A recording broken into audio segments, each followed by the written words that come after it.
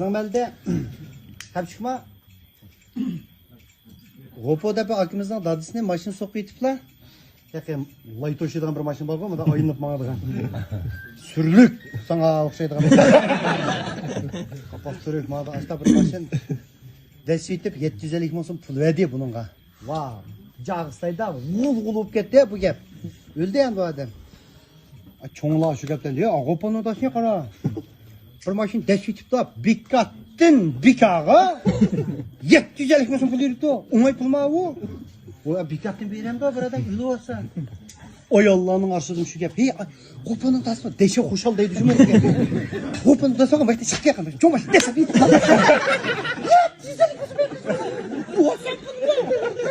Peyşanız on adam zaten. O düşem daha şu yaptın. İşçi vallahi yaşlarının arsızım şu 750 milyon. Ya Gopo'nun tasma ben çıkıp gel bir maç bu. Hadi.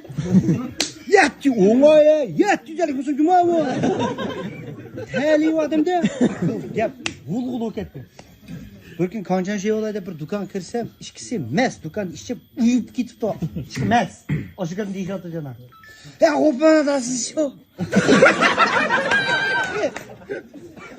Bir kırayılğana desem yapma. 750 milyon verip de. Ne yaptın o? Dese yeni bir mes. Tadı diye ülse açtak ülse mi ne?